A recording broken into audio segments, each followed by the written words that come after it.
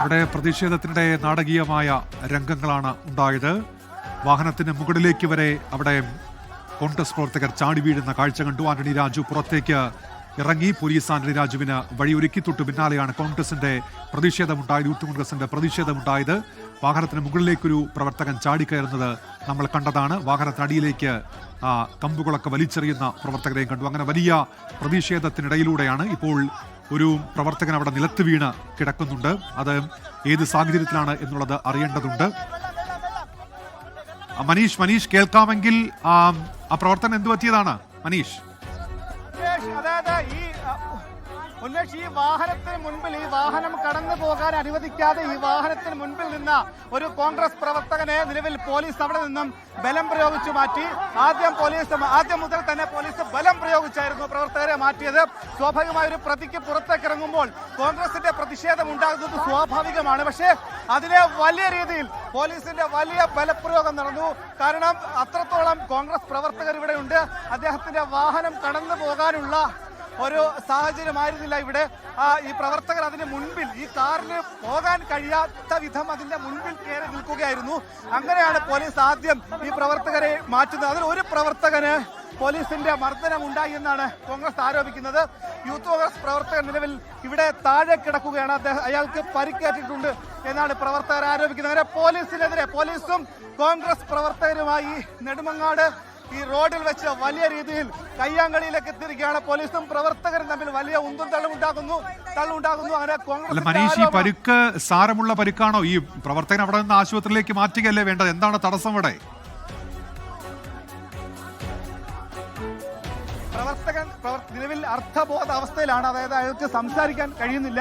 അങ്ങനെ കോൺഗ്രസ് പ്രവർത്തകർ തന്നെ തടിച്ചുകൂടി നിൽക്കുകയാണ്. അവർ കൃത്യമായ ഒരു ഏകോപനമില്ല. അതായത് ഇവിടെ ഈ പ്രതിഷേധ പരിപാടികൾക്കൊന്നും കൃത്യമായ ഒരു ഏകോപനമില്ല. ഈ ആളുകൾ ഇവിടെ എത്തി ബഹളം ഉണ്ടാക്കുന്നു, അല്ലെങ്കിൽ ആരോപണം ഉന്നയിക്കുന്നു, പോലീസിനെതിരെ സംസാരിക്കുന്നു. അങ്ങനെ പരിക്കേറ്റ ആളെ ആശുപത്രിയിലേക്ക് കൊണ്ടുപോകാൻ അല്ലെങ്കിൽ വൈദ്യസഹായം ഒരുക്കാൻ ഇവിടെ പ്രവർത്തകർ മുതിരുന്നുണ്ട്. പക്ഷേ ഈ തർക്കങ്ങൾ ഉണ്ടാകുന്നു, അങ്ങനെ ബഹളം ഉണ്ടാകുന്നു. ഈ മാധ്യമ പ്രവർത്തകർ കൂടി കോൺഗ്രസ് പ്രവർത്തകർ വലിയ തർക്കങ്ങൾ ഉണ്ടാകുന്നു. ഇപ്പോൾ പ്രവർത്തകരെ കൊണ്ടുപോകുന്ന ഇതിലേക്ക് ഇപ്പോൾ ഇവിടെ നിന്നും ഈ പരിക്കേറ്റ പ്രവർത്തകനെ കോൺഗ്രസ് പ്രവർത്തകർ തന്നെ എടുത്തുയർത്തി ആശുപത്രിയിലേക്ക് കൊണ്ടുപോകാൻ പോവുകയാണ്. പോലീസ് നിലവിൽ അവർ ചെയ്യേണ്ട സ്വാഭാവികമായ ഒരു സെക്യൂരിറ്റി ഒരുക്കിയെന്നാണ് പോലീസ് ഉദ്യോഗസ്ഥൻ പറയുന്നത്. ഈ കോടതി വളപ്പിന് പുറത്ത് അത്രത്തോളം കോൺഗ്രസ് പ്രവർത്തകർ തടിച്ചുകൂടിയിരുന്നു. ആന്റണി രാജു MLAക്ക് പോകാനുള്ള ഒരു വഴി ഇവിടെ ഇല്ലായിരുന്നു. അതിന് ആദ്യം പോലീസ് ബലം പ്രയോഗിച്ച് തന്നെയായിരുന്നു ആ വഴി ഉണ്ടാക്കിയെടുത്തത്. പക്ഷേ വഴി ഉണ്ടാക്കിയെടുത്തപ്പോഴും ആ കാറിന് മുൻപിലേക്ക് നിന്ന് യൂത്ത് കോൺഗ്രസ് പ്രവർത്തകൻ പ്രതിഷേധിച്ചു. പലതവണ മാറ്റാൻ നോക്കി. അപ്പോഴൊന്നും മാറാത്ത പ്രവർത്തകനെ പിന്നീട് ഒരു പോലീസ് ഉദ്യോഗസ്ഥൻ ബലം പ്രയോഗിച്ച് മാറ്റി. ആ സമയത്ത് പരിക്കുണ്ടായി എന്നാണ് നിലവിൽ നമുക്കറിയാൻ കഴിയുന്നത്. പക്ഷേ പോലീസ് മനഃപൂർവ്വം ബലം പ്രയോഗിച്ചു എന്നാണ് പോലീസിൽ ഇവിടെ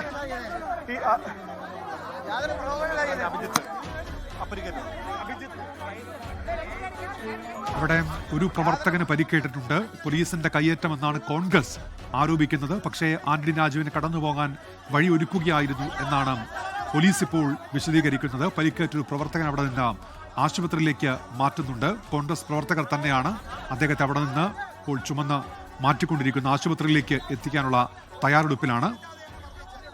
ഒരു പ്രകോപനമില്ലാതെയാണ് മർദ്ദിച്ചത്. മണ്ഡലം പ്രസിഡന്റ് നേരത്തെ പ്രശ്നങ്ങളുള്ള ആളാണ്.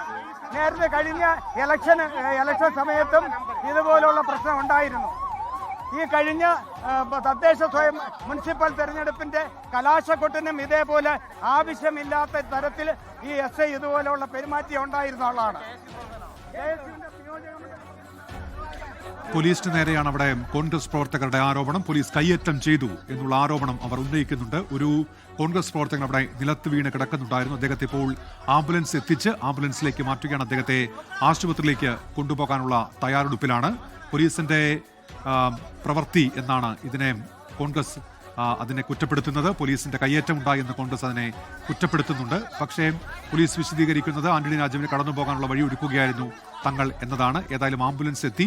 ഇപ്പോൾ കോൺഗ്രസ് പ്രവർത്തകനെ ആംബുലൻസിലേക്ക് മാറ്റിയിട്ടുണ്ട്. ആശുപത്രിയിലേക്ക് ആംബുലൻസ് അദ്ദേഹത്തെ മാറ്റാനുള്ള ശ്രമത്തിലാണ്. വലിയ പ്രതിഷേധമാണ് നേരത്തെ കണ്ടത്. ആന്റണി രാജുവിനെ പുറത്തേക്ക് ഇറക്കുമ്പോൾ പോലീസ് അദ്ദേഹത്തിന് സുഗമമായി പുറത്തേക്ക് പോകാനുള്ള വഴിയൊരുക്കുമ്പോൾ വലിയ പ്രതിഷേധവുമായി കോൺഗ്രസ് പ്രവർത്തകർ രംഗത്തെത്തുകയായിരുന്നു. അദ്ദേഹത്തിന്റെ വാഹനത്തിന് മുകളിലേക്ക് ഒരാൾ ചാടി വീഴുന്നത് കണ്ടു. ബോണറ്റിലേക്ക് ഒരാൾ ചാടി വീഴുന്നത് കണ്ട് പോലീസിന്റെ നടപടികൾ ഇപ്പോഴും അവിടെ തുടരുന്നുണ്ട് എന്നാണ് ദൃശ്യങ്ങളിൽ നിന്ന് മനസ്സിലാകുന്നത്. ഏതോ ഒരു ആളെ പോലീസ് അവിടെ നിന്ന് നീക്കം ചെയ്യുന്നുണ്ട്. ആംബുലൻസ് ഇപ്പോൾ ആശുപത്രിയിലേക്ക് പോയിക്കൊണ്ടിരിക്കുന്നു. ഒരു കോൺഗ്രസ് പ്രവർത്തകനാണ് പോലീസ് നടപടിയിൽ അവിടെ പരിക്കേറ്റിട്ടുള്ളത്. പോലീസിന്റെ മർദ്ദനമെന്ന് കോൺഗ്രസ് ആരോപിക്കുന്നുണ്ട്. മനീഷ് മഹിവാൽ ചേരുന്നുണ്ട്.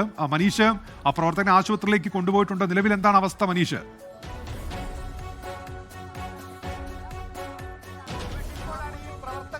ആശുപത്രിയിലേക്ക് കൊണ്ടുപോയിട്ടുണ്ട്. ആംബുലൻസിലാണ് കൊണ്ടുപോയത്. ഏറെ നേരം റോഡിൽ കിടക്കേണ്ട അവസ്ഥ ഈ പ്രവർത്തകനുണ്ടായി. അതൊരു KSUവിന്റെ പ്രവർത്തകനാണെന്നാണ് ഇവിടെ ഉണ്ടായിരുന്ന കോൺഗ്രസ് പ്രവർത്തകരിൽ നിന്ന് നമുക്ക് അറിയാൻ കഴിഞ്ഞിട്ടുള്ളത്. അങ്ങനെ ഏറെ നേരം വലിയ സംഘർഷ സാഹചര്യം, അങ്ങനെ ഒരു രീതിയായിരുന്നു നെടുമങ്ങാട് ഈ കോടതിക്ക് മുൻപ് ആകെ ഉണ്ടായിരുന്നത്. ഇവിടെ നിന്ന് ഇപ്പോഴും പ്രവർത്തകർ പിരിഞ്ഞു പോകാൻ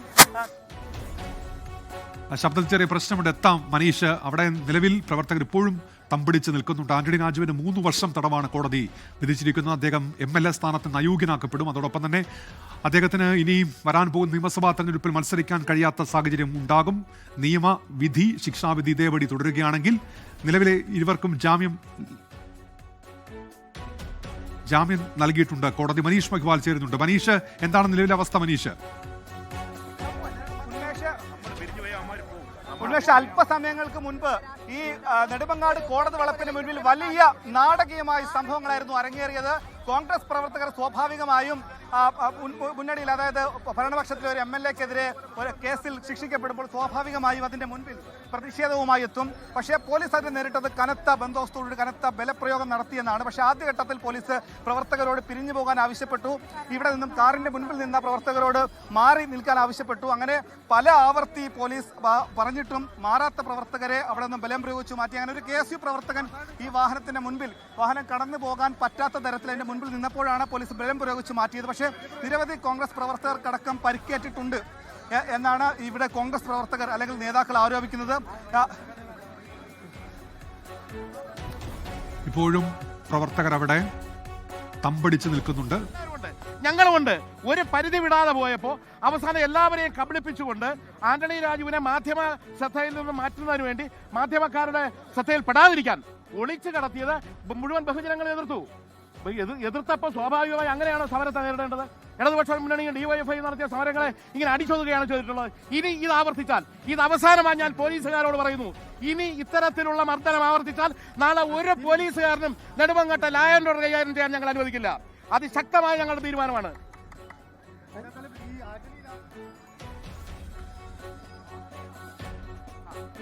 മനീഷ് മഹിവാൽ, തുടരാം മനീഷ്.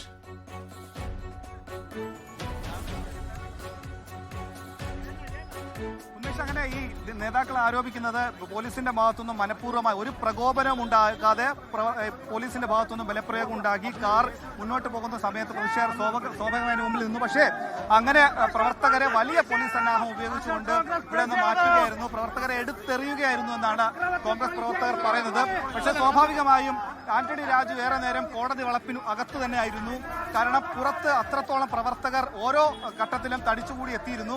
ആദ്യത്തെ കേസിൽ 1-ാം പ്രതി ജോസ് അടക്കം പുറത്തേക്ക് പോകുന്ന ഘട്ടത്തിൽ കരിങ്കൊടിയുമായി കോൺഗ്രസ് പ്രവർത്തകർ എത്തിയിരുന്നു. ഉച്ചയ്ക്ക് ആന്റണി രാജു കേസിലെ കുറ്റക്കാരനാണെന്ന് കോടതിയിൽ തെളിയിക്കപ്പെട്ടു. കോടതി അത് പ്രഖ്യാപിച്ചപ്പോൾ തന്നെ പുറത്തും ഒപ്പം തന്നെ തലസ്ഥാനത്ത് സെക്രട്ടേറിയറ്റിന് മുൻപിലും വലിയ പ്രതിഷേധമിരമ്പി. അങ്ങനെ ഈ കോടതി വളപ്പിൽ അല്ലെങ്കിൽ കോടതിക്ക് പുറത്തും ആ പ്രതിഷേധം കോൺഗ്രസ് വ്യാപിപ്പിക്കുകയായിരുന്നു. പക്ഷേ ഇവിടെ BJP പ്രവർത്തകർ ഇവിടെ പ്രതിഷേധവുമായി എത്തിയിട്ടില്ല. കോൺഗ്രസ് പ്രവർത്തകർ മാത്രമാണ് സ്വാഭാവികമായി ഇവിടെ ഉള്ളതെന്നാണ് നമുക്ക് നിലവിൽ ഇവിടെ നിന്ന് മനസ്സിലാകുന്നത്. ഇപ്പോഴിതാ രാഷ്ട്രീയമായി തന്നെ അത് പ്രതിപക്ഷം ഏറ്റെടുത്ത് കഴിഞ്ഞു. ആന്റണി രാജു നിലവിൽ ഈ കേസിൽ 2 ആൾ ജാമ്യം ലഭിച്ചു. ഈ ശിക്ഷ വിധിച്ച അതേ കോടതിയിൽ നിന്നും ജാമ്യം ലഭിച്ച ആന്റണി രാജു പുറത്തേക്ക് പോയിട്ടുണ്ട്. 1 മാസത്തിനുള്ളിൽ തന്നെ അദ്ദേഹത്തിന് മേൽക്കോടതിയിലേക്ക് അപ്പീൽ കൊടുക്കാം. മേൽക്കോടതിയിലേക്ക് അപ്പീൽ കൊടുത്താൽ ആ കോടതി ഈ ശിക്ഷാവിധിയിൽ സ്റ്റേ ചെയ്താൽ താൽക്കാലിക ആശ്വാസം എന്ന രീതിയിൽ ഈ കേസിൽ ഈ നിയമസഭാ അംഗത്വം റദ്ദാകുന്നത് പക്ഷേ താൽക്കാലികമായി മാറും. പക്ഷേ വീണ്ടും ആ കോടതി അതേ വിധി ഈ സ്റ്റേ നടപടി മരവിപ്പിക്കുകയാണെങ്കിൽ അദ്ദേഹത്തിന്റെ നിയമസഭ സാമാജികൻ എന്ന രീതി അദ്ദേഹത്തിന് നഷ്ടപ്പെടും. അദ്ദേഹത്തിന്റെ നിയമസഭാ അംഗത്വം റദ്ദാക്കപ്പെടും. വരാൻ പോകുന്ന തെരഞ്ഞെടുപ്പിലടക്കം നാമനിർദ്ദേശ പത്രിക കൊടുക്കാൻ ആന്റണി രാജുവിന് സാധിക്കുകയില്ല. കേസിലെ 1-ാം പ്രതിക്കും 2-ാം പ്രതിക്കും 3 വർഷവും, അതായത് സർക്കാർ ഉദ്യോഗസ്ഥന്റെ വിശ്വാസവഞ്ചനയ്ക്കാണ് 2 പ്രതികൾക്ക് ഏറ്റവും കൂടിയ ശിക്ഷ നിലവിൽ 3 വർഷം ഈ നിലവിൽ ലഭിച്ചിട്ടുള്ളത്. 14 വർഷം വരെ ജീവപര്യന്തം ലഭിക്കാവുന്ന ഒരു കേസിലാണ് ഈ കോടതി.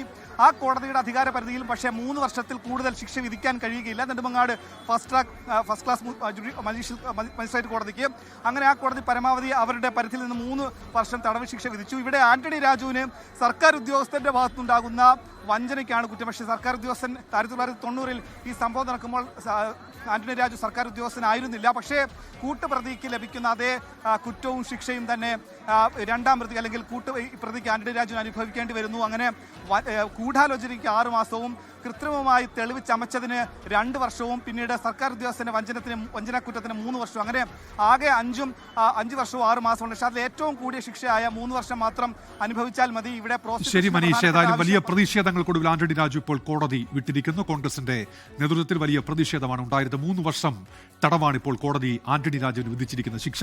എന്താണ് ആന്റണി രാജു പ്രതിയായ തൊണ്ടുമുതൽ കേസെന്ന് ഇനി പരിശോധിക്കാം. 32 വർഷം മുൻപാണ് കേസിനാസ്പദമായ സംഭവം. 2006-ൽ കുറ്റപത്രം സമർപ്പിച്ച കേസിന്റെ വിധിന്യായം 19 വർഷത്തോളം നീണ്ടു. കേസിന്റെ നാൾവഴിയിലേക്ക്. 1990 ഏപ്രിൽ 4-ന് തിരുവനന്തപുരം വിമാനത്താവളത്തിൽ ലഹരിമരുന്ന് കേസിൽ പിടിയിലായ ആൻഡ്രൂ സാൽവദോർ എന്ന ഓസ്ട്രേലിയൻ പൗരനെ ശിക്ഷയിൽ നിന്ന് രക്ഷപ്പെടുത്താൻ തൊണ്ടിയായ അടിവസ്ത്രത്തിൽ കൃത്രിമം കാട്ടിയെന്നാണ് കേസ്. അടിവസ്ത്രം വിദേശിക്ക് പാകമല്ലെന്നും ഇത് വ്യാജ തൊണ്ടിയാണെന്നുമുള്ള പ്രതിഭാഗത്തിന്റെ വാദം കണക്കിലെടുത്ത് കോടതി ആൻഡ്രൂ സാൽവദോറിനെ വെറുതെ വിട്ടു. തുടർന്ന് 1994-ൽ തൊണ്ടി മുതലിൽ കൃത്രിമം കാണിച്ചുവെന്ന പരാതിയിൽ വഞ്ചിയൂർ പോലീസ് കേസെടുത്തു. 2006-ൽ തിരുവനന്തപുരം കോടതിയിൽ കുറ്റപത്രം സമർപ്പിച്ചു. കേസിൽ ആന്റണി രാജു, കോടതിയിലെ തൊണ്ടി സെക്ഷൻ ക്ലർക്ക് KS ജോസ് എന്നിവരായിരുന്നു 1ഉം 2ഉം പ്രതികൾ. കോടതിയിൽ സൂക്ഷിച്ചിരുന്ന വിദേശിയുടെ അടിവസ്ത്രം ക്ലർക്കിന്റെ സഹായത്തോടെ വാങ്ങിയ ആന്റണി രാജു അത് വെട്ടിച്ചെറുതാക്കിയെന്ന് ഫോറൻസിക് പരിശോധനയിൽ വ്യക്തമായെന്ന് കുറ്റപത്രത്തിലുണ്ടായിരുന്നു. ഗൂഢാലോചന, രേഖകളിൽ കൃത്രിമം, വഞ്ചന, തെളിവ് നശിപ്പിക്കൽ എന്നിവയാണ് കുറ്റങ്ങൾ. 2014-ൽ നെടുമങ്ങാട് 1-ാം ക്ലാസ് മജിസ്ട്രേറ്റ് കോടതിയിലേക്ക് കേസ് മാറ്റി. അന്നു മുതൽ 22 തവണ കേസ് പരിഗണിച്ചെങ്കിലും പ്രതികൾ ഹാജരാവുകയോ കുറ്റപത്രം വായിച്ചു കേൾപ്പിക്കുകയോ ചെയ്തില്ല. തുടർന്ന് ഹൈക്കോടതി രജിസ്ട്രാർ ഇടപെട്ടു. കേസ് പുനരന്വേഷിക്കാൻ 2023-ൽ ഹൈക്കോടതി ഉത്തരവിട്ടിരുന്നു. ഹൈക്കോടതി ഉത്തരവിനെതിരെ ആന്റണി രാജു സുപ്രീം കോടതിയിൽ ഹർജി നൽകി. 2024 നവംബറിൽ തൊണ്ടിമുതൽ കേസിൽ മുൻ മന്ത്രി ആന്റണി രാജു വിചാരണ നേരിടണമെന്ന് സുപ്രീം കോടതി വ്യക്തമാക്കി. 1 വർഷത്തിനകം വിചാരണ പൂർത്തിയാക്കണം. 2025 ഒക്ടോബർ 24-ന് തൊണ്ടിമുതൽ തിരിമറി കേസിൽ വിചാരണ കോടതി ഉത്തരവ് പുറപ്പെടുവിക്കുന്നത് ഹൈക്കോടതി താൽക്കാലികമായി തടഞ്ഞിരുന്നു. കോടതി ജീവനക്കാരനായ 1-ാം പ്രതി ജോസ് സർക്കാർ സർവീസിലുള്ളതിനാൽ വഞ്ചനാ കുറ്റമടക്കം പ്രതികൾക്കെതിരെ ചുമത്തണമെന്നാവശ്യപ്പെട്ട് മാധ്യമപ്രവർത്തകൻ അനിൽ ഇമ്മാനുവലിന്റെ ഹർജിയിലാണ് ഉത്തരവുണ്ടായത്. തുടർന്ന് വഞ്ചനാ കുറ്റവും ചേർത്താണ് വിചാരണ നടന്നത്. വീണ്ടും 10 വർഷം വരെ തടവ് ലഭിക്കാവുന്ന ചില വകുപ്പുകൾ കൂടി കൂട്ടിച്ചേർത്തു. ഈ വകുപ്പുകളിലും വാദം കേട്ടിരുന്നു. ഡിസംബർ 16-ന് വാദം പൂർത്തിയായി. 29 സാക്ഷികളിൽ 19 പേരെ വിസ്തരിച്ചു. മരണം, രോഗം എന്നിവ മൂലം 8 പേരെ ഒഴിവാക്കി. മറ്റു 2 പേരെ പ്രോസിക്യൂഷനും ഒഴിവാക്കിയിരുന്നു. Research desk 24. ലാറ്റിൻ അമേരിക്കൻ രാജ്യമായ വെനസ്വേലയിൽ അമേരിക്കൻ അട്ടിമറി. തലസ്ഥാനമായ കാരക്കാസിൽ ഉൾപ്പെടെ ആക്രമണം നടത്തിയ അമേരിക്ക പ്രസിഡന്റ് നിക്കോളാസ് മദുറോയെയും ഭാര്യയെയും ബന്ദികളാക്കി. ഇരുവരെയും രാജ്യത്തിന് പുറത്തേക്ക് കൊണ്ടുപോയെന്ന് അമേരിക്കൻ പ്രസിഡന്റ് ഡൊണാൾഡ് ട്രംപ് സ്ഥിരീകരിച്ചു. അമേരിക്കൻ ആക്രമണത്തെ അപലപിച്ച റഷ്യയും ഇറാനും ഉൾപ്പെടെയുള്ള രാജ്യങ്ങൾ രംഗത്തെത്തി.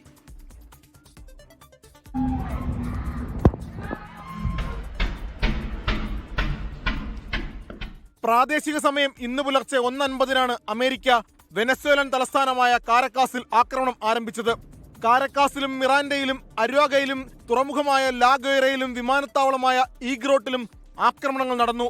ഈഗ്രോട്ടിലെ സൈനിക ഹെലികോപ്റ്റർ താവളം പൂർണ്ണമായും ബോംബിട്ട് നശിപ്പിച്ചു. മഡുറോയെയും ഭാര്യ സിലിയ ഫ്ലോറസിലെയും അമേരിക്ക പിടികൂടി രാജ്യത്തിന് പുറത്തെത്തിച്ചതായി ട്രംപ് സമൂഹ മാധ്യമമായ ട്രൂത്ത് സോഷ്യലിൽ വ്യക്തമാക്കി. ഇന്ത്യൻ സമയം രാത്രി 9:30-ന് ഡൊണാൾഡ് ട്രംപ് മാധ്യമങ്ങളെ കാണും. മഡുറോയെ അമേരിക്കയിൽ ക്രിമിനൽ കുറ്റം ചുമത്തി വിചാരണ ചെയ്യുമെന്ന് സ്റ്റേറ്റ് സെക്രട്ടറി മാർക്കോ റൂബിയോ പറഞ്ഞു. മഡുറോയും ഭാര്യ സിലിയ ഫ്ലോറസും എവിടെയാണെന്നതിനെ പറ്റി അറിയില്ലെന്ന് Venezuelan vice president Delcy Rodriguez പ്രതികരിച്ചു. കാരക്കാസിലെ ഫെഡറൽ ലെജിസ്ലേറ്റീവ് പാലസ്, ലാ കാർലോട്ടോ വിമാനത്താവളം, എൽ ഹാറ്റിലോ വിമാനത്താവളം എന്നിവ ആക്രമിക്കപ്പെട്ടതായി വെനസ്വേല സ്ഥിരീകരിച്ചു. ആക്രമണത്തെപ്പറ്റി UN രക്ഷാസമിതിയിലും UN സെക്രട്ടറി ജനറലിനും മറ്റ് അന്താരാഷ്ട്ര സ്ഥാപനങ്ങൾക്കും പരാതി നൽകുമെന്ന് വെനസ്വേലൻ സർക്കാർ പറഞ്ഞു. ലഹരിക്കടത്തിന്റെ പേരിൽ മാസങ്ങളായി കരീബിയൻ കടലിൽ വെനസ്വേലൻ ബോട്ടുകൾക്ക് നേരെ അമേരിക്ക ആക്രമണം നടത്തിയിരുന്നു. 100-ലേറെ പേരാണ് കൊല്ലപ്പെട്ടത്. വെനസ്വേലയിലേക്ക് അകത്തേക്കും പുറത്തേക്കും പോകുന്ന എണ്ണക്കപ്പലുകൾക്കും അമേരിക്ക നിരോധനം ഏർപ്പെടുത്തിയിരുന്നു. International desk 24. രാഹുൽ മാങ്കൂട്ടത്തിൽ MLAക്ക് വീണ്ടും കുരുക്ക്. തന്റെ കുടുംബജീവിതം രാഹുൽ തകർത്തെന്ന് ചൂണ്ടിക്കാട്ടി അതിജീവിതയുടെ ഭർത്താവ് പരാതിയുമായെത്തി. പരാതി മുഖ്യമന്ത്രിക്കും DGPക്കും കൈമാറി. കുടുംബ പ്രശ്നം തീർക്കാൻ താൻ ഇടപെട്ടു, അതാണ് അതിജീവിതയുമായുള്ള തന്റെ ബന്ധമെന്നായിരുന്നു രാഹുൽ മാങ്കൂട്ടത്തിലിന്റെ വാദം. ഈ വാദം തള്ളുകയാണ് അതിജീവിതയുടെ ഭർത്താവ്. തന്റെ അസാന്നിധ്യം മുതലെടുത്ത് ഭാര്യയുമായി വഴിവിട്ട് ബന്ധമുണ്ടാക്കി കുടുംബജീവിതം തകർത്തു എന്നാണ് പരാതി. രാഹുൽ മാങ്കൂട്ടത്തിനെതിരെ BNS 84 പ്രകാരം കേസെടുക്കണമെന്നാണ് അതിജീവിതയുടെ ഭർത്താവ് ആവശ്യപ്പെടുന്നത്. തങ്ങൾ തമ്മിലുള്ള പ്രശ്നം തീർക്കാനാണ് ശ്രമിച്ചത് എങ്കിൽ എന്തുകൊണ്ട് രാഹുൽ തന്നെ ബന്ധപ്പെട്ടില്ല എന്നും അതിജീവിതയുടെ ഭർത്താവ് ചോദിക്കുന്നു. തന്റെ കുടുംബജീവിതം തകർത്തുവെന്നും മാനനഷ്ടം ഉണ്ടാക്കിയെന്നും പരാതിയിലുണ്ട്. പരാതിയിൽ പറയുന്ന കാര്യങ്ങളിലെ തെളിവ് കൂടി അന്വേഷണ സംഘത്തിന് മുന്നിൽ ഹാജരാക്കാനാണ് പരാതിക്കാരന്റെ തീരുമാനം. 24 പാലക്കാട്. തന്റെ കുടുംബജീവിതം തകർത്ത രാഹുൽ മാങ്കൂട്ടത്തിൽ എന്ന അതിജീവിതയുടെ ഭർത്താവ് യുവതിയുടെ ഗർഭചിത്രം നടത്തിയത് തന്റെ തലയിൽ കെട്ടിവെക്കാൻ ശ്രമം നടന്നു. തനിക്ക് വലിയ മാനനഷ്ടമുണ്ടായെന്നും അദ്ദേഹത്തിന്റെ പ്രതികരണം. എൻ്റെ ഈ ഒരു കുടുംബജീവിതം തകർന്നതിന് ഈ കേരളത്തിലെ ഈ പാലക്കാട്ടിനെ പ്രതിനിധീകരിക്കുന്ന ഒരു MLA ആണ് എന്നുള്ളത് മനസ്സിലാക്കാൻ കഴിഞ്ഞു. ഒരു MLA ഒരു കുടുംബ പ്രശ്നത്തിൽ ഇടപെടുമ്പോൾ ഒന്നുകിൽ എന്നെ വിളിക്കണ്ടേ? ഞാൻ ഉൾപ്പെടുന്ന ഒരു പ്രശ്നത്തിൽ എന്നെ വിളിക്കണമല്ലോ. എന്നെ അങ്ങനെ വിളിച്ച് സംസാരിച്ചിട്ടില്ല. ആ സമയങ്ങളിൽ ഒരിക്കൽ പോലും എന്നെ വിളിച്ച് സംസാരിച്ചിട്ടില്ല. ഈ പറഞ്ഞ യുവതി ഗർഭിണിയായി എന്ന് പറയുന്നു, അബോർഷന് വിധേയാക്കി എന്ന് പറയുന്നു. ഇതെൻ്റെ തലയിൽ ചാർത്താൻ ശ്രമിക്കുന്നുണ്ടോ എന്ന് എനിക്ക് സംശയമുണ്ട്. നിയമസഭാ തെരഞ്ഞെടുപ്പിൽ പാർട്ടി പുറത്താക്കിയ രാഹുൽ മാങ്കൂട്ടത്തിൽ മത്സരിപ്പിക്കുന്നതിൽ കോൺഗ്രസിൽ ഭിന്നസ്വരം. രാഹുലിന്റെ കാര്യത്തിൽ ചർച്ചയ്ക്ക് തന്നെ പ്രസക്തിയില്ല എന്ന് കെ മുരളീധരൻ. പാർട്ടിയാണ് ഇക്കാര്യം തീരുമാനിക്കേണ്ടത് എന്നായിരുന്നു അടൂർ പ്രകാശിന്റെ മറുപടി. എല്ലാവർക്കും അഭിപ്രായം പറയാൻ സ്വാതന്ത്ര്യമുണ്ടെന്ന് രാഹുൽ മാങ്കൂട്ടത്തിൽ. ലൈംഗിക പീഡന കേസിൽ പ്രതിയായ രാഹുൽ മാങ്കൂട്ടത്തിലിന് സീറ്റ് നൽകുന്നതുമായി ബന്ധപ്പെട്ട് മുതിർന്ന കോൺഗ്രസ് നേതാവ് PJ കുര്യൻ നടത്തിയ പരാമർശങ്ങളാണ് ചർച്ചകൾ സജീവമാക്കിയത്. രാഹുലിന് സീറ്റ് നൽകരുതെന്ന് ആദ്യം അഭിപ്രായപ്പെട്ട PJ കുര്യൻ പിന്നീട് നിലപാട് മാറ്റിയിരുന്നു. കഴിഞ്ഞ ദിവസം PJ കുര്യനോട് താൻ അതൃപ്തി രേഖപ്പെടുത്തിയെന്ന റിപ്പോർട്ടുകൾ രാഹുൽ മാങ്കൂട്ടത്തിൽ തള്ളി. പാലക്കാട് മത്സരിക്കുമോ എന്ന ചോദ്യത്തിന് രാഹുലിന്റെ മറുപടി ഇങ്ങനെ: ഞാൻ മണ്ഡലത്തിൽ തന്നെയാണുള്ളത്. ഇപ്പോൾ ഇന്നലെ ആചാര്യൻ്റെ ജയന്തിയുമായി ബന്ധപ്പെട്ടും ഇന്ന് നിങ്ങൾക്ക് എല്ലാവർക്കും അറിയുന്ന പോലെ UDF ജില്ലാ കൺവീനറിൻ്റെ കുടുംബത്തിലൊരു വിവാഹവുമായി ബന്ധപ്പെട്ടും പത്മത്തിൽ തുടരുന്നില്ല. ഞാൻ പാലക്കാട് തന്നെയുണ്ട്. പാലക്കാട് ജനങ്ങളെ ജയിപ്പിച്ചാണല്ലോ ഉത്തരവാദിത്തം നടപ്പാക്കുന്നുണ്ട്. പാർട്ടിയിൽ നിന്ന് പുറത്താക്കിയ രാഹുലിന്റെ സ്ഥാനാർത്ഥിത്വം ചർച്ച ചെയ്യേണ്ട കാര്യമേയില്ലെന്നാണ് കെ മുരളീധരന്റെ പ്രതികരണം. രാഹുലിന്റെ കാര്യത്തിൽ കോൺഗ്രസിന് ഇനി ഒന്നും ചെയ്യാനില്ലെന്ന് KPCC working president Shafi Parambil MPയും പറഞ്ഞു. മാങ്കൂട്ടത്തിൽ കോൺഗ്രസ് MLA അല്ല, പിന്നെ എന്തിനാ അദ്ദേഹത്തിന്റെ വിഷയം ചർച്ച ചെയ്യുന്നതിനാ? പാർട്ടിക്ക് പുറത്തുള്ള ഒരാളുടെ വിഷയം ചർച്ച ചെയ്യേണ്ട ആവശ്യമുണ്ട്. ഇനി കോൺഗ്രസിന് എന്തെങ്കിലും പ്രത്യേകിച്ച് കൂടുതലായിട്ട് ചെയ്യാനുള്ളതായിട്ട് നിങ്ങൾക്കറിയാം. പാർട്ടിയിൽ നിന്നുള്ള നടപടികൾ പാർട്ടി ഓൾറെഡി എടുത്തു കഴിഞ്ഞു. അതേസമയം രാഹുലിന്റെ സ്ഥാനാർത്ഥിത്വം തള്ളാൻ UDF കൺവീനർ അടൂർ പ്രകാശ് തയ്യാറായില്ല. അത്തരം കാര്യങ്ങൾ ഞാനിപ്പോൾ തൽക്കാലം പ്രതികരിക്കാൻ തയ്യാറാകുന്നില്ല. പക്ഷേ അത് കൂട്ടായി ഞങ്ങൾ ആലോചിച്ചുകൊണ്ട് ആ കാര്യങ്ങൾക്ക് തീരുമാനങ്ങൾ കൈക്കൊള്ളുന്നു. പാർട്ടിയിൽ നിന്ന് പുറത്താക്കിയെങ്കിലും മണ്ഡലമായ പാലക്കാടും മറ്റു പൊതുവേദികളിലും രാഹുൽ സജീവമായത് തിരഞ്ഞെടുപ്പ് മുന്നിൽ കണ്ടെന്ന ചർച്ചകളും ഉയർന്നിട്ടുണ്ട്. 24 പാലക്കാട്. ശബരിമല സ്വർണ്ണക്കൊള്ളക്കേസിൽ SIT ചോദ്യം ചെയ്യാനിരിക്കെ പുതിയ ആരോപണവുമായി UDF convener Adoor Prakash MP. John Brittas MPയും ഉണ്ണികൃഷ്ണൻ പോറ്റിയും തമ്മിലുള്ള ബന്ധം അന്വേഷിക്കണം എന്നാണ് ആവശ്യം. ആരോപണം തള്ളിയ ജോൺ ബ്രിട്ടാസ് അടൂർ പ്രകാശ് തന്റെ പേരുന്നയിച്ചാൽ ആ നിമിഷം കേസ് നൽകുമെന്ന് പ്രതികരിച്ചു. നിയമസഭാ തെരഞ്ഞെടുപ്പിനൊരുങ്ങി കേരളം.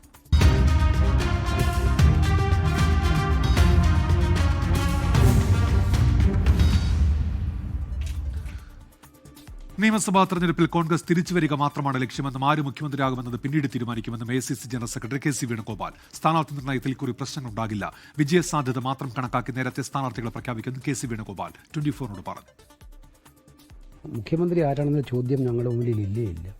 അതൊക്കെ പാർട്ടിയുടെ സിദ്ധാന്തങ്ങൾക്കനുസരിച്ച് നയപരിപാടികളുണ്ട്. ഇപ്പം ഞങ്ങളുടെ എല്ലാവരുടെയും ഒറ്റ ലക്ഷ്യം മാത്രമേ ഉള്ളൂ, ഭരണം തിരിച്ചു കൊണ്ടുവരിക. അങ്ങനെയൊന്നും പ്രശ്നമുണ്ടാകാൻ പോണില്ല. സ്ഥാനാർത്ഥി നിർണയത്തിൽ വിജയസാധ്യത തന്നെയാണ് പ്രഥമ മുൻഗണന.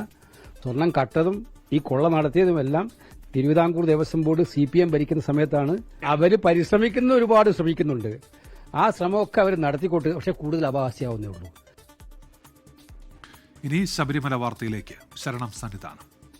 ശരണം സന്നിധാനം co powered by Ramesh RG നല്ലെണ്ണ. ആർജിക്കാം നല്ലൊരു പ്രാർത്ഥനാശീലം. കളർ മങ്ങാത്ത വൃത്തി.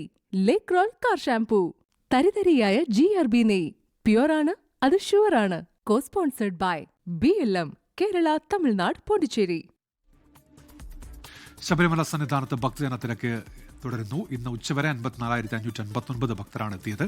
തിരക്ക് കൂടിയതോടെ മരക്കൂട്ടം മുതൽ നടപ്പന്തൽ വരെ ഭക്തരുടെ നീണ്ട നിര തുടരുകയാണ്. തിരക്ക് വർദ്ധിക്കാനുള്ള സാധ്യത കണക്കിലെടുത്ത് നിലയ്ക്കൽ മുതൽ നിയന്ത്രിച്ചാണ് ഭക്തരെ കടത്തിവിടുന്നത്. ന്യൂസിലൻഡിന് എതിരായ ഏകദിന പരമ്പരയ്ക്കുള്ള ഇന്ത്യൻ ടീമിനെ പ്രഖ്യാപിച്ചു. 15-അംഗ ടീമിനെ ശുഭ്മാൻ ഗിൽ നയിക്കും. പരിക്കേറ്റ് പുറത്തായിരുന്ന ശ്രേയസ് അയ്യർ വൈസ് ക്യാപ്റ്റനായി തിരിച്ചെത്തിയപ്പോൾ 2ാം വിക്കറ്റ് കീപ്പറായി ഋഷഭ് പന്തും ടീമിലെത്തി. KL രാഹുലാണ് 1ാം വിക്കറ്റ് കീപ്പർ.